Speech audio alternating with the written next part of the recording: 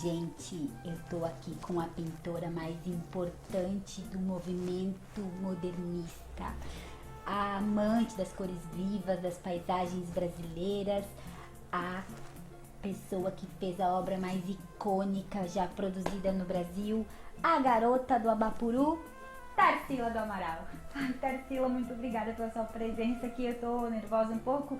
Nem acredito que você deixou a sua badalada vida do início do século XX pra estar aqui comigo. Sim, eu tô muito curiosa pra saber o que tá acontecendo, como vão as coisas por aqui. E a arte? A arte? Bem, sabe, apesar de todos os avanços, né, do tempo que se passou, a gente às vezes tem algumas obras censuradas. Mas não vamos falar de outro assunto. A gente quer saber de você, né? Bom, eu nasci numa cidade minúscula chamada Capivari, no interior de São Paulo. Sou bem caipira mesmo, mas me orgulho muito disso. Eu saí de lá do interior, fui pra capital, em São Paulo, e aí comecei a me interessar um pouco por pintura. Se eu não me engano, foi bem nessa época que eu pintei o meu primeiro quadro. Sim, Tarsila, verdade, 16 anos. Nossa. Isso. Então eu fui pra Espanha, estudei lá, voltei, casei cedo, menina, e aí separei. Nossa, a Tarsila separou. Eu imagino que na sua época, assim, a questão do divórcio, né, era uma polêmica. Sim, e o pessoal era caretíssimo. Tá, vamos mudar de assunto, né, Tarsila? Conta pra gente, assim, como é que foi as suas viagens. Sim, eu viajei, me interessei assim por pintura, por escultura, por arte cubista. Essa arte estava assim mudando todo o cenário europeu. Conheci até Pablo Picasso, acredita? Ó, Viajei também para França. Ah, la belle époque. sim, a Belle Époque. Esse é um termo francês, né? Vou falar um pouquinho aqui para os meus alunos entenderem o que significa isso. A Belle Époque, a bela época francesa, diz respeito assim ao final do século XIX, que vai até o período ali da Primeira Guerra Mundial. A Europa estava passando por grandes mudanças e avanços tecnológicos, avanços na medicina, tinha. Não é assim que nem hoje, né? Os nossos avanços, tipo internet, celular, não. Mas tinha navios, avião, o invento do telefone, da fotografia, do cinema, gente. Era uma época maravilhosa. Foi nessa época que a Tarsila, né, Tarsila, que a França se tornou assim o grande berço da ciência, da medicina, da arte, obviamente. Sim. Sim, os artistas, eles não queriam mais saber daquela coisa de poemas rimados, de pinturas perfeitinhas. Essas coisas que retratavam a realidade. Era, na verdade, o que a aristocracia gostava, né? Mas essa euforia toda na Europa demorou um pouco a chegar aqui. Em São Paulo, né?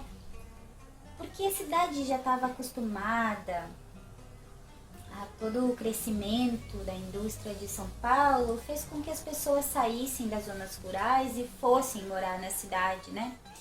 E isso foi criando uma cultura cosmopolita, muito urbana, e deixou a cidade mais agitada.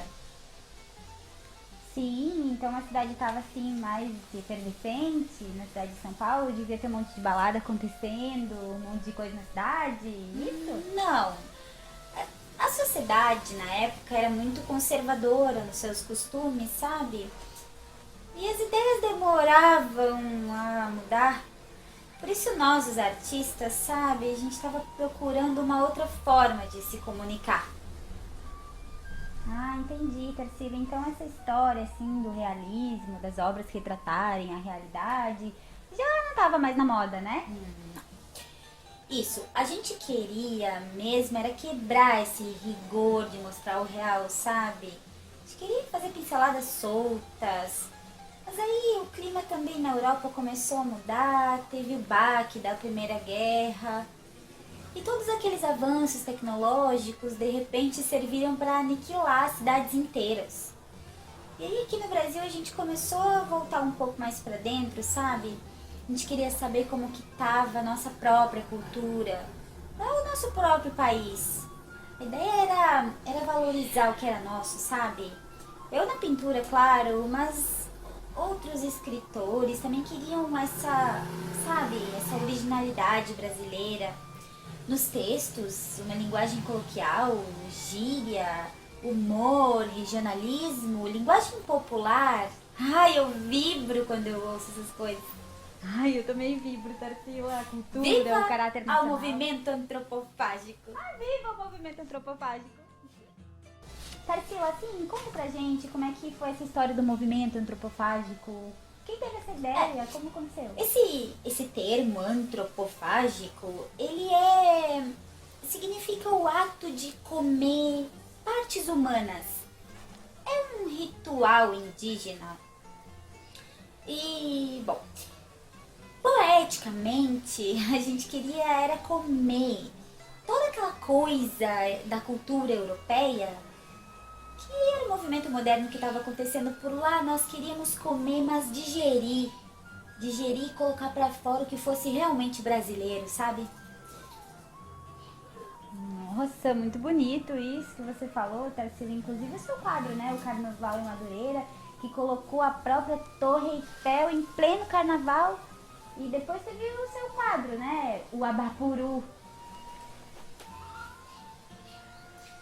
Sim, esse quadro foi um presente pro meu marido na época, o Oswald de Andrade. Você acredita que quando ele olhou esse quadro, ele ficou com uma cara de espanto? Eu acho, não sei o que, se não entendeu. Nós damos o nome, né, de Abapuru, o homem que come gente. Ele representava exatamente o que nós queríamos dizer com o movimento antropofágico. E o nome indígena, né, muito brasileiro.